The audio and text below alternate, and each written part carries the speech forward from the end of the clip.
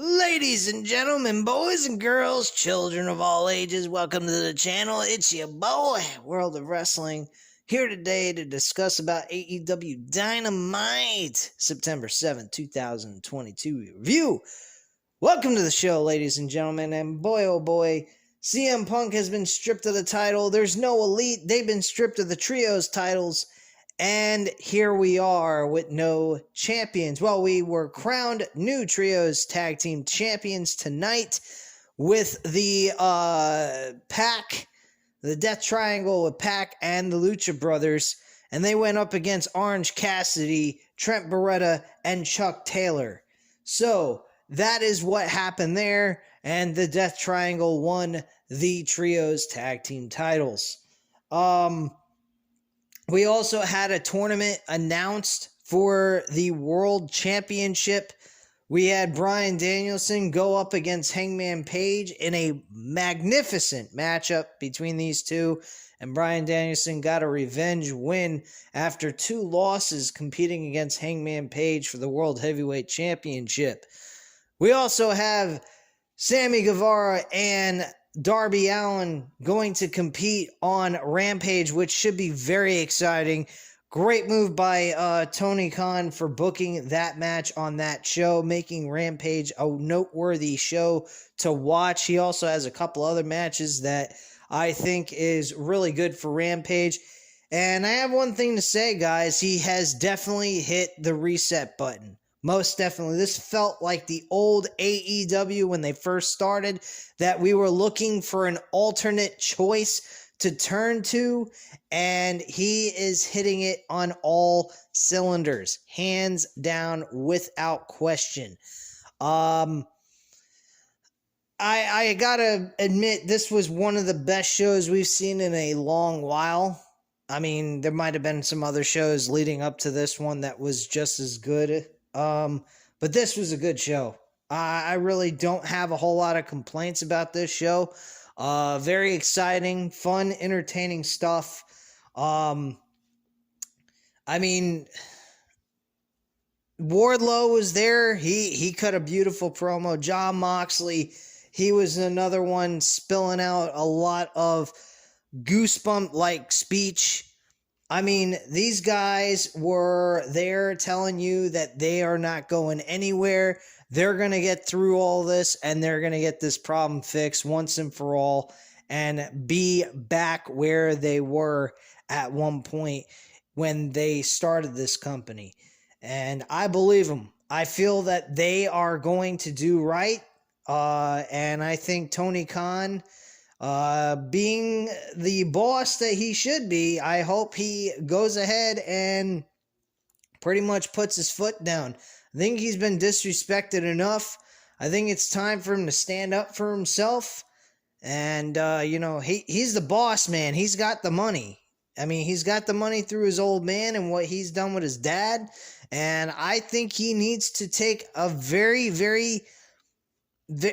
very seriously, honestly, guys. This is a serious investment he's made with this company.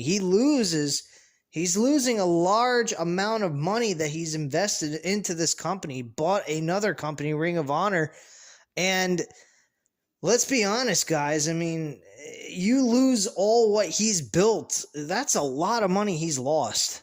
I mean, millions upon millions and millions of dollars, not to mention all the work he's put in. All these guys will be out of a job if he fails them. And Tony Khan has got the weight of the world on his shoulders, and he needs to do what, I hate to say it, he needs to be like Vince McMahon. Not the cutthroat portion of Vince McMahon, but a guy who don't take anybody's shit and is a boss. He's not there to play games. He's there to make money and make you money. And if you're not there to take the job seriously and you want to make a big distraction out of things, you gotta go. And that's what I think you should do with CM Punk. Hangman, Kenny Omega, and the Young Bucks, I think their EVP name needs to be taken off of them. There's been a couple of people, even Matt 87 Eagle has said it, and I think that is the proper punishment for them when they come back. They need to just be wrestlers. They don't need to be playing this role where they're wrestlers plus executives. Vice executive vice presidents. They don't need to be doing that. This is not WCW with Kevin Nash booking matches for himself, going into business for him. No, it doesn't work. And WCW is a proven fact of that. That's why they're no longer in business.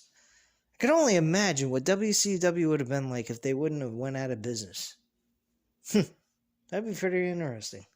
They've been out of business for 21 years. Pretty crazy. Anyway.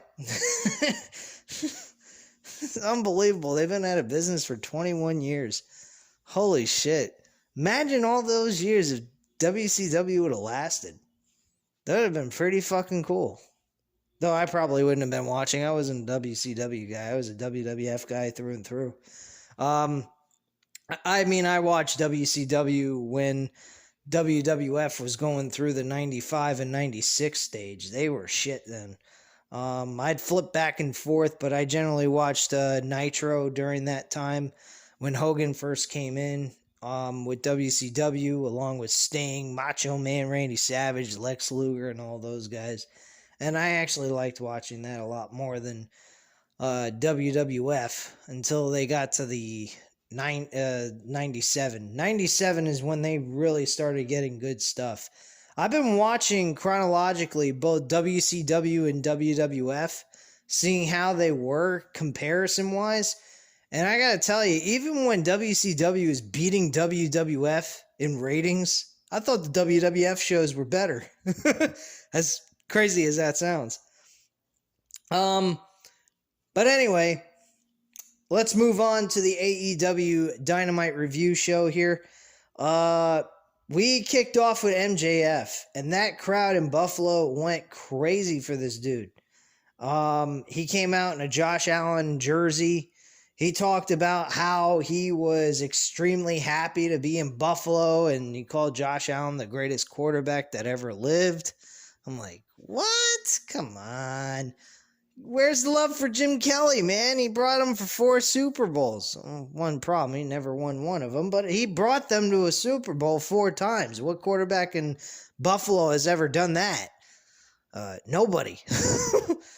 I mean, Terry Bradshaw didn't win 4 Super Bowls straight. He had to win 2 Super Bowls, then skip 1 year. He didn't make it in the middle of the 3rd year, and then in the 4th year, he won a Super Bowl, and then the 5th year won a 4th Super Bowl.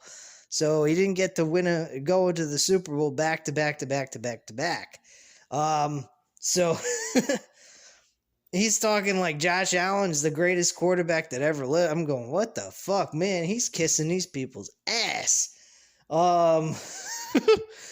So basically he says he loves AEW, cares about it, he cares about the fans.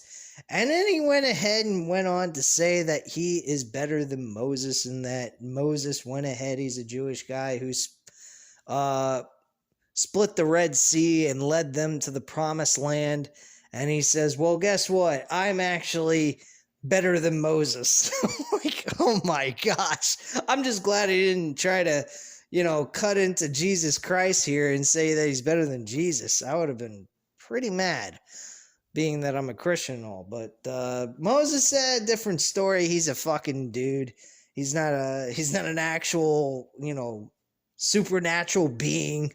So I was like, it ain't no big deal. There's people probably out there that could be better than Moses. But yeah, I mean, it was pretty good. And then he went ahead and he says, and I'm better than you. And he put the microphone up in the air for the crowd to say, and you know it.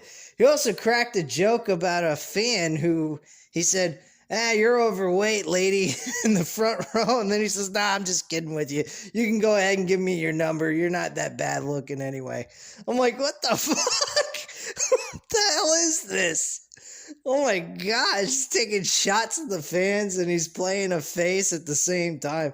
I swear this will actually work if he turns face. I would love it. Him actually taking shots at the fans, but at the same time being a face character and being beloved by the fan. I fucking would love it. But this guy, man, he is the face of this company. No fucking doubt about it. He plays a heel role to a T. He is amazing at what he does. And then Jon Moxley comes out. And him and Jon Moxley are having an altercation of words. And he says, you know something, MJF? You don't give a flying crap about these fans. And he goes, you know, Moxley, you're right. I don't give a shit about these fans, nor AEW or anything else. I just care about winning the World Heavyweight Championship. So by January of 2024, I have an actual bidding war that's going to go over me, and I'm going to be very, very important deal by that time, because for all we know, I could always go to the other company. I'm like, oh my gosh, he keeps throwing this shit out. He's going to the other company. And he says, you know, I could always join with Roller Coaster Cody Rhodes. I'm like, what the fuck? I don't know if that was a shot at Cody Rhodes to make fun of him because he left AEW for WWE, or he was just goofing off. But he mentioned Cody Rhodes. And then he said, at the end of the day, it's like the old saying my good old buddy, the Game, always says. That's what's best for business. I'm like, oh my god, this guy is fucking taking lines from WWE, for goodness sakes. I loved it. I fucking absolutely loved it. And then Jon Moxley said, all right, you want to talk a lot of shit, you don't give a fuck about this company or anything else, let's go. So Moxley's going ahead, he's taking off his shirt, and he's having all kinds of problems. I think it was a botched situation. I don't think that was supposed to happen. His hand was getting caught to the arm of the shirt because he's wearing a watch. So it was getting caught to that, so he had to rip it off. I'm like, what the fuck? He's like, 1 minute. He's trying to, like, what the fuck? And then he finally gets it off. That was pretty hilarious. I don't think that was meant to happen, though.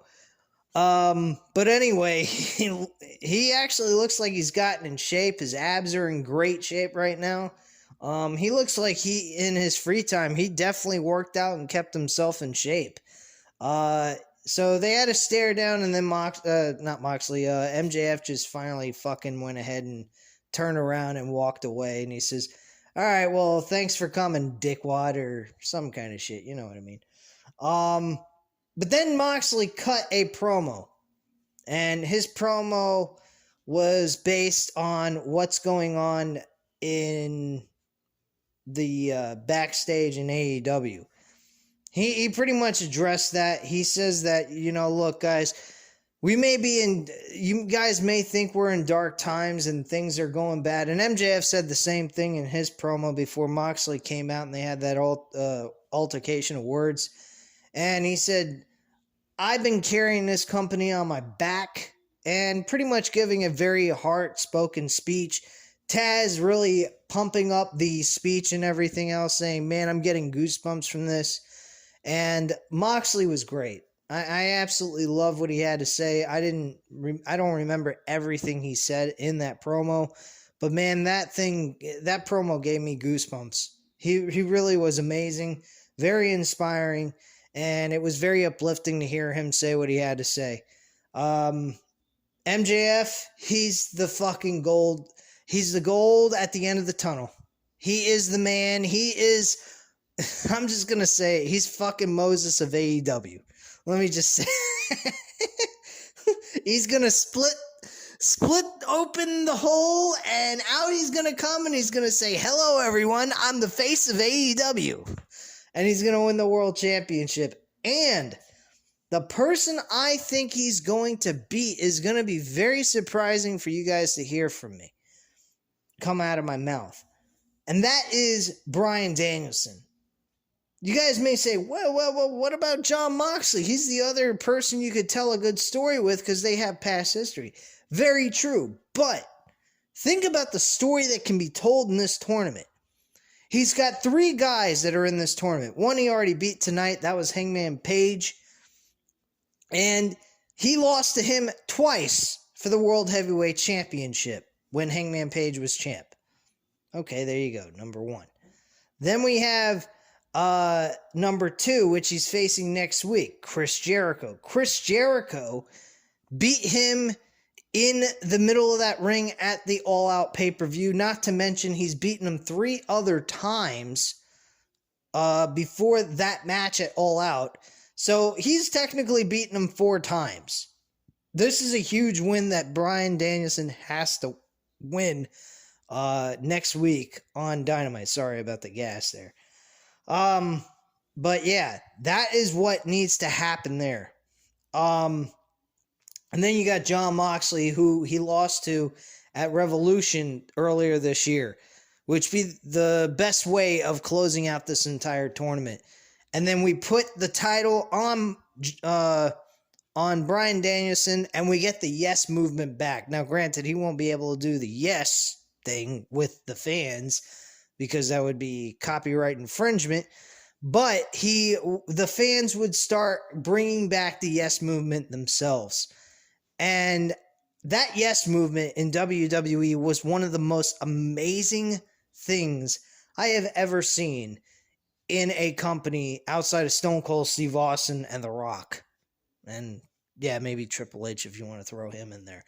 But that was an amazing movement that they did in WWE. One of the greatest things that ever happened in that company.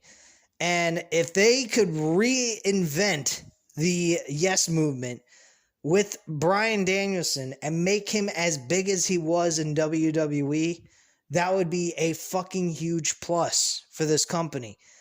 Not to mention, you have him drop the title of MJF, who came back as if nothing has changed. He hasn't lost his ability to talk on the mic, his ability to cut a great promo and make people hate his fucking guts. He portrayed a face in the beginning of the promo and then got you excited about him, and then he got you to hate his guts again. I mean, this guy he can switch whenever he wants. This guy's an amazing fucking promo guy. And he's really good at what he does. I mean, I don't know what he is personally in real life. As long as he's getting along with everyone backstage and people aren't fighting with him like they had with CM Punk, as long as we aren't getting that kind of shit backstage, I'm fine with him being at the top of the helm. And Wardlow, oh shit, Wardlow, man. Tonight, he faced Tony Nese in a squash match for his fucking TNT championship. And I'm telling you folks, that guy deserves to be the next guy in line to beat MJF for the World Heavyweight Championship by next year in 2023. And I'm talking about late portion of 2023 because I want to see MJF at least have 1 year with that title or somewhere close to it. But yeah, I think him beating Bryan Danielson will be great. I think that would be awesome for him. It kind of shortens down the opportunity of what I was talking about, bringing back the Yes Movement.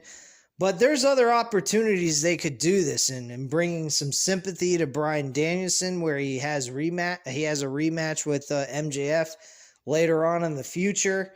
They could have a one and done match and then reintroduce that idea back into a storyline where they have a rematch and Bryan Danielson gets fucked out of the title in such the most crappiest of ways, and get the fans really behind him. I don't know. Maybe I'm wrong about this now that I'm thinking about it and talking about it with you guys here on the video. But I think it would be really nice to see Bryan Danielson at least have a 2-month reign as world champion. Maybe they don't have to jump the gun and go right to it, but then again, they've been holding off on this MJF World Championship reign for a very long while, so I think they should just go with it and at full gear give the title to fucking MJF. That, folks, I am telling you, Bryan Danielson and MJF will be able to sell full gear easily. Without a doubt, I don't think anybody would have any problems with those two guys main eventing that pay-per-view. Now, Moxley and MJF would also be another choice they could go with. It does make sense to go with those two simply because of the fact that they have had beef with each other in the past in 2020. It would be very similar having him and CM Punk go at it. So it all works out in the end. But I think it would be unique to see Bryan Danielson tell a story where he beats everybody that's beaten him in one fell swoop in one tournament. So I think that would be pretty cool. So I already mentioned about the Trios Championship match. They won their Death Triangle won the Trios tag team titles. Nothing really special there. There's not a whole lot of tag teaming going on. I mean, it's mostly just everybody having a tornado tag match. This doesn't even feel like tag team wrestling. So that's kind of a downfall with this whole concept of the trios. They might as well call it Tornado Trios tag team titles, because this ain't tag team wrestling in my book. I mean, they have tagging in and out here and there, but mostly it's just tornado tag wrestling style. And I don't particularly like that very much. But I will give them credit where credit's due. This was a good matchup. I enjoyed it for what it was. But I don't see any story being built with this shit. I really don't. Adam Cole coming back is going to be interesting. I wonder when that's going to happen. I kind of wish he was part of the tournament, to be quite frank with you guys. Speaking of things in the tournament, Jon Moxley was mentioned to be a 3-time World Heavyweight Champion. So, at the end of the day, guys, they considered Moxley as a 3-time champion. Now, they could be including the WWE Championship run that he had, which would make sense to why they were calling him a 3-time world champion. But my good old buddy Matt, Matt 87 Eagles says, well, World of Wrestling, they said that he's a 3-time world champion, so they're actually going based off of the interim championship accounting as something. Well, that's not entirely true, like I just said, Matt. It could be, from the WWE portion, because they said Bryan Danielson has won 6 world championships, which I think does count what he had in WWE. So you've kind of forgot about accounting that into the whole history books there in their career. So whatever, it's no big deal. I think that Jon Moxley and Bryan Danielson would be great to end the tournament. And these two battling out once again, which they've only wrestled each other once. And a second go-around for World Championship Gold would be pretty awesome. I wouldn't have any beef with that. We also had Toni Storm going up against Penelope Ford in a 9-title match. This was nothing much. I did not particularly care for this at all. Toni Storm did walk away victorious, as she should, since she is a women's champion. Interim women's champion, I should say. Kind of just jumping around here. We had Stokely at the end, near the end of the show. He actually cut a promo. Was trying to, and then it was interrupted by a production guy, and he pretty much said, "Okay, well, you can hold this microphone and give me the respect you give your father."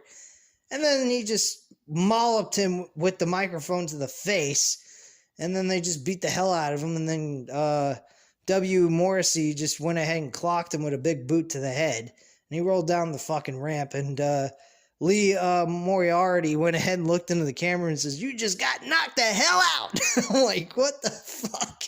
Oh my gosh. That was funny.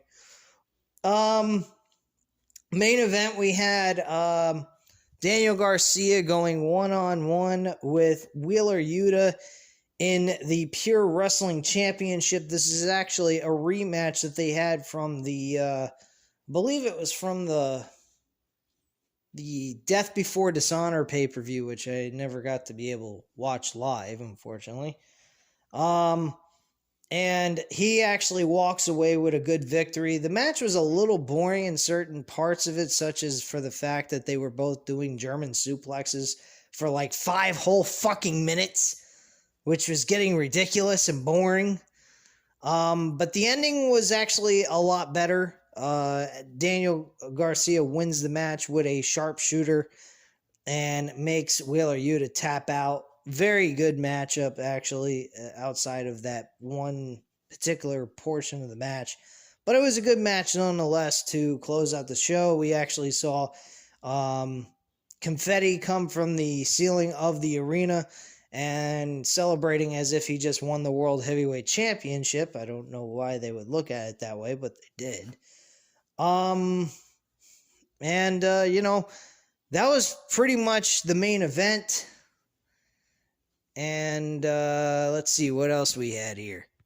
Also, before the Toni Storm and Penelope Ford match took place, we actually got to see the backstage well, it wasn't really an altercation. It was more of an argument between Jamie Hayter and Britt Baker. They seem like they're having some issues of their own. Also, the Acclaim, they came out during supposedly looking like they were going to have a match, and it looked like Swerve Strickland came out on his own. He didn't have Keith Lee with him, by the way. He wasn't playing a fucking...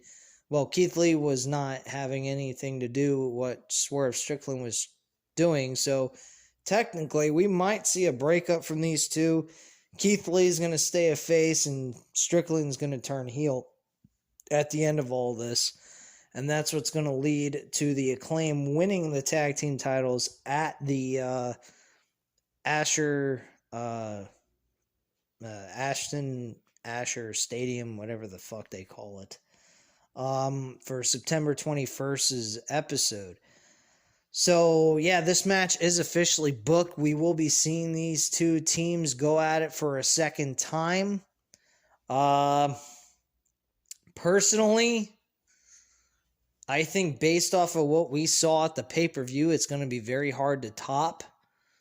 I think people's standards are going to be extremely high for this, and Swerve Strickland and Keith Lee, along with the Acclaim, are going to have to pull off a better version of what they did from their first encounter, which is not easy to do at all. I mean, if you look at history of rematches and stuff like that, usually the first match is always the best one out of the bunch, and then the second match, it kind of gets dragged down, and it's more of a watered-down type of matchup compared to the original. If you look at Shawn Michaels and Undertaker from WrestleMania 25 and 26, 25 was better than 26. 26 was still a good match, but nowhere near the type of level that Shawn and Undertaker had at WrestleMania 25. I mean, there's no way you can top that fucking match based on what they did. And I knew that was going to happen at WrestleMania 26. Those two gave the best that they could in that matchup, and they tried to deliver the best match they possibly could in comparison to their first one, but they just couldn't meet up to what they did in the first one.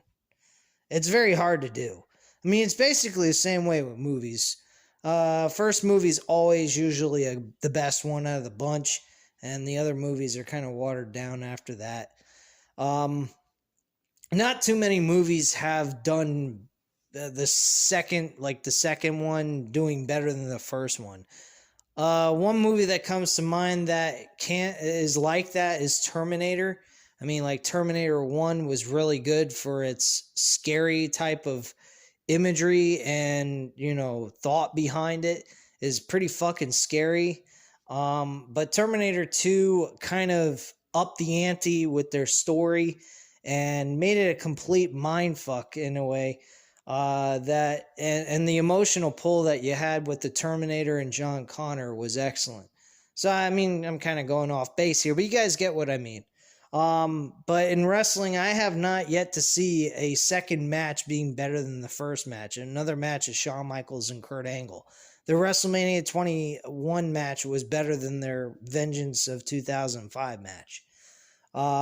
Granted, the Vengeance of 2005 match was a good match nonetheless, but it just seems like once you see it the first time, it's like you don't really see anything topping that, what you guys originally did. I mean, unless it was really bad and then you come back with a vengeance and do an amazing job in your second match. But in most cases, anything that turned out to be good and you want to redo it again, you're not going to live up to the first match. So expect the match to be kind of like a good match, but not anywhere near to their all-out pay-per-view match. And that might not be a exciting thing to see, that Acclaim doesn't get that huge pop that they could have gotten in Chicago. Just saying. Now, granted, it may have been the wrong portion of time to do that to Keith Lee and Swerve Strickland, but let's face facts. They're not really a legitimate tag team, so maybe that was the smart decision. I'm definitely in the wrong because I said that the Acclaim should have lost and just had a great match, which they did. But with the opportunity they had, oh shit, that was a moment missed for AEW in that situation. So kind of a missed opportunity by Tony Khan and AEW. So let's see what else happened on the show. All right, so one other thing I forgot to mention was Chris Jericho's segment just before Wardlow's match. We hear from Chris Jericho from talking backstage with Tony Schiavone, with Sammy Guevara, Tay Conte, and Anna Jay about his thoughts on his win over Bryan Danielson. He says it was a gigantic win. He plans on becoming the 8-time World Heavyweight Champion, and he is AEW, and he's going to carry the company on his back. But in the same breath, he goes ahead and advertises Darby Allin and Sammy Guevara's match for Rampage this coming week for their tournament competition that they're having for the AEW World title. And I'm kind of like, wait a second. You got Jericho hyping up Sammy Guevara against Darby Allin, yet you're talking about how you're going to be the 8-time world champion and you'd have to face your own guy from your faction. Okay, that makes tons of sense. Sammy Guevara is just too busy focusing on his little girlfriend, Tay Conte, which her last name has been changed. I forgot what the last name was. I think it's Tay Lamello or some shit. I think that might be right. In the comment section, leave a comment about that. I think I might be correct, but if I'm wrong, please let me know. So yeah, he brought up about that, and everybody's attitude is fuck CM Punk. I kind of feel like that's the mindset, and that all the backstage drama is being put to rest. And that they're going to prove that all the wrestling critics and what they've been saying in the news articles is a bunch of bull hockey, and that they're not going anywhere, and that they just had a problem going on and they're going to fix it. That's pretty much what this entire episode was about, and delivering also really good wrestling that was fun to watch, and I enjoyed myself. I think this was an excellent AEW Dynamite episode. We also had Darby Allin hyping his matchup with Sammy Guevara. He said, you know what? We're both in this tournament. We've never won a world championship before. Let's have it, just you and me, no one else. I'm not bringing Sting. You don't bring the JAS Society with you. And we have a good old clean matchup, and we go at it and see who's the best. I like that. I thought that was pretty cool in itself. So kudos to them for delivering a very good, entertaining show. I think this is the best one they've had in a very long time without the drama bullshit that happened.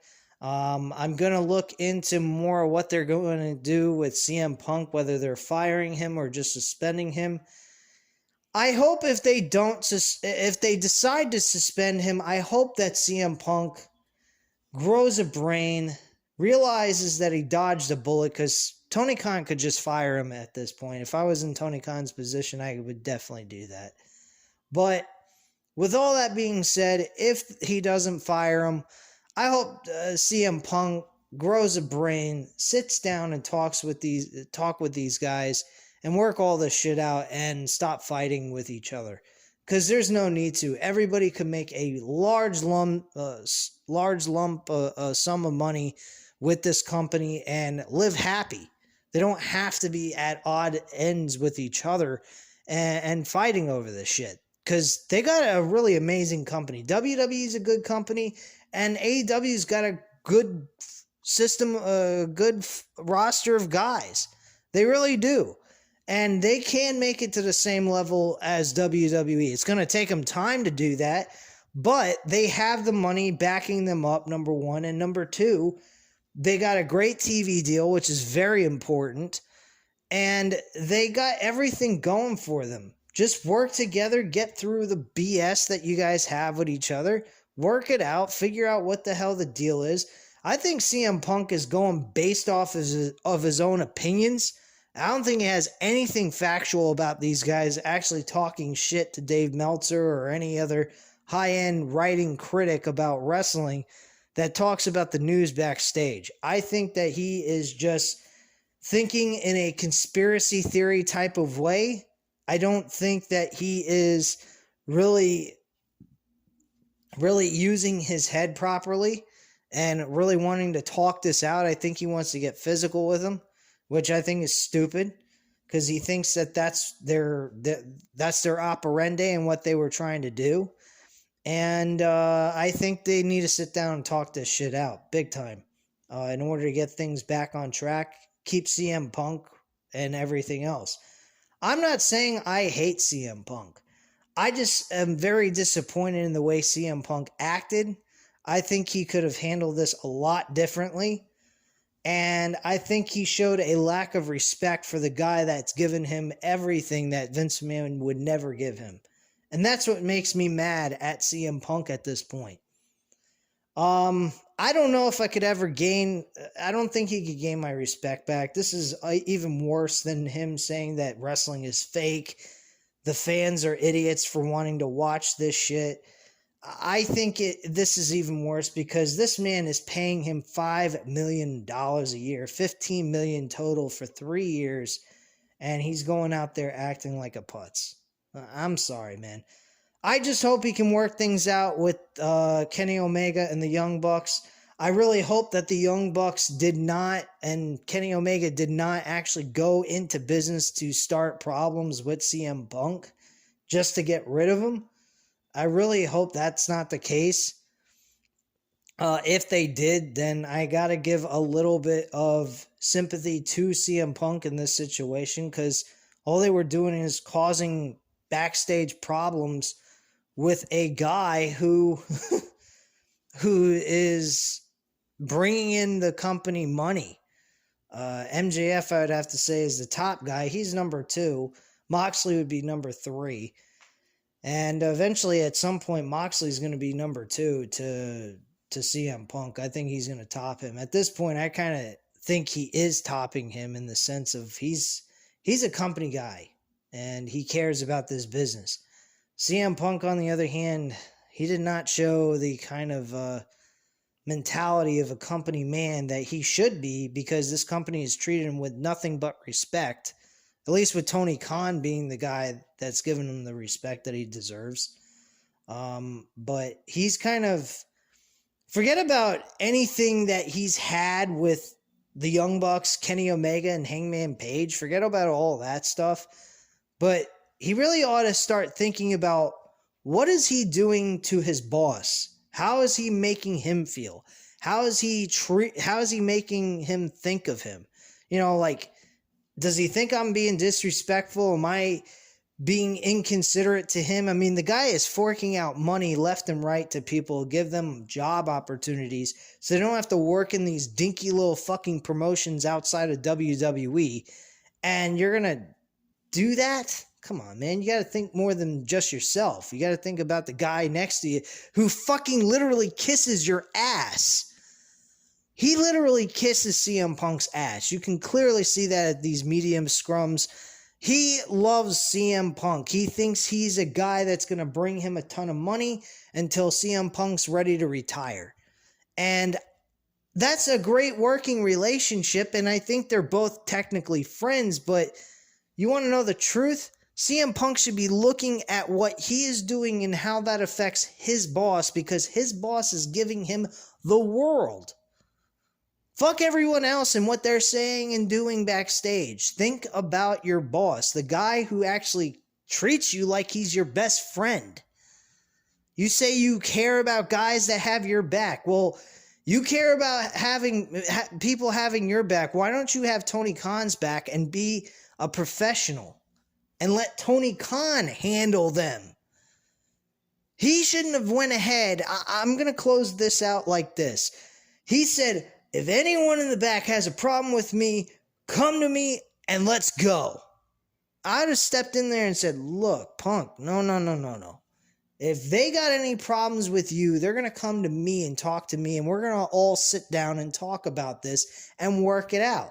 And we're not going to have any BS going on. That's what I would have done with CM Punk. I'd have said, this is a business. This is not playtime. You're getting paid for this. This is a business. So treat it as such. You wouldn't do this kind of shit. You want to know why I know this? I actually said those exact same words that CM Punk said at that media scrum. I didn't say, we're going to go. I said, hey, to my coworkers in my office, I said, if any of you have a problem with my attitude being that I'm getting mad about me trying to make sales and I'm kind of falling backwards and I'm being a distraction, let me know. The boss came up to me and said, no, I don't want them doing that. I don't want you guys having a fight. If they have a problem with you, they're supposed to come to me, and then I'm going to come to you and let you know that you're affecting your coworkers. And I'm like, well, isn't that kind of weird? Do you think I'm going to have a fight with them or something? They said, for protective reasons between yourself and them, yes, we should just you're supposed to tell the boss if you got a problem with someone, and the boss handles it themselves. That way, everything is all on the boss at that point to handle the situation in the proper way. If it's done through someone else, well, the boss suffers and loses their job on top of the fact that you lose your job or whoever did what. And that's the same situation here. Tony Khan should be in the middle of every little problem that's going on so he can work them out with everyone and get it all situated and resolved. It's that simple. And if you can't be professional and you can't tell your boss man that there's a problem and you want to go on your own and resolve it yourself, and it can turn into something worse than that, then my attitude is out the door you fucking go. If I was him, if I was Tony Khan, this kind of shit can't happen anymore if CM Punk's staying. And there's a possibility he could. There's also another thing to look into. He's also looking like he's becoming injury prone, getting injured every fucking time he gets in the middle of that ring. I think it's time to forget about suspension, forget about him being fired, forget about him even quitting the company. I think CM Punk needs to retire at this point. I don't think he has it anymore. And the reason why I don't think he has anymore is because of how many injuries he's had during a very important portion of his career in AEW so far. He's had 2 world title opportunities, won them both, and then got injured immediately after winning them. That's not good. It seems to me like he's cursed or something. Like, oh, if you win a world title, you're going to be cursed. You're going to get injured. What? Come on. But that's my whole operandi and how I feel about this CM Punk thing. There will be no more CM Punk discussions until he returns back to television, which I don't know when that's going to be, and nor do I really care, because AEW once again proved that another guy is not bigger than the fucking company. Something Vince McMahon said a very long time ago, and I hate taking the words of Vince McMahon, but it's so true. They don't need CM Punk at the end of the day to flourish as a company. They got so much other talent on that roster that could get them through another day and help them build more cash into that company. So that's the way I feel. I don't know how you guys feel about it. Hit the like button if you like this video. Hit the subscribe button if you're not already subscribed to the channel, and leave a comment down below, and I'll definitely get back to you on that. I thank you guys very much for watching, and I hope you have a great night, guys. Bye.